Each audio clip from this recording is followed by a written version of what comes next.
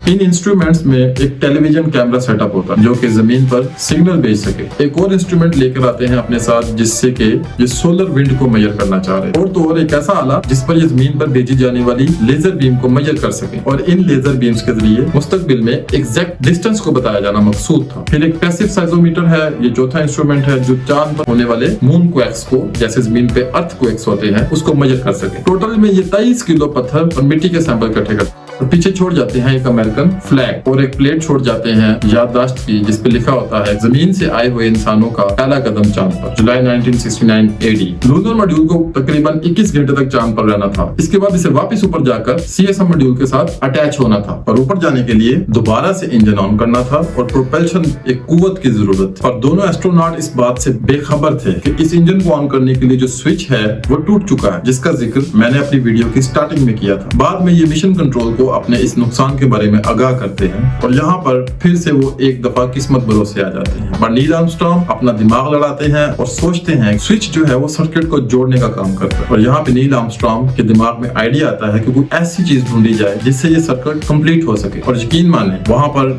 एक ball point जो specially design थी इस मिशन के लिए वो इस्तेमाल की गई इस सर्किट को मुकम्मल करने के लिए, क्योंकि उसका बाहरी खोल धात का बना हुआ था। इसके बाद ये लूनर मॉड्यूल CS मॉड्यूल से वापस जाके मिल जाता है और वो स्पेसशिप का रुख वापस जमीन की तरफ मोड़ देते हैं। वापसी के इस सफर के डिजाइन में कमांड मॉड्यूल और सर्विस मॉड्यूल को डिटैच होना था। इसमें भी एक पेचीदगी थी, जब सर्विस मॉड्यूल ने अलहदा होना था तो जमीन के एटमॉस्फेयर से फ्रिक्शन के इसका टुकड़ों में बट जाने का खदशा था, जिसकी वजह से कमांड मॉड्यूल को छोटे छोटे प्रोपेलर्स दिए गए। किसी एक्सीडेंट के नतीजा में तमाम एस्ट्रोनॉट्स मारे जा सकते थे। एस्ट्रोनॉट्स के मरने का रिस्क इतना ज्यादा था कि US प्रेसिडेंट निक्सन ने एक अल्टरनेट स्पीच तैयार कर रखी थी इन केस ये एस्ट्रोनॉट्स मारे जाते। जस्ट इमेजिन, एक अल्टरनेट स्पीच, और इसमें लिखा था Fate has ordained that the man who went to the moon to explore in peace will stay on the moon to rest in peace. These brave men, Neil Armstrong, Edwin Aldrin, know there is no hope for their recovery. These two men are laying down their lives in mankind's most noble goal, the research for truth and understanding. लेकिन thankfully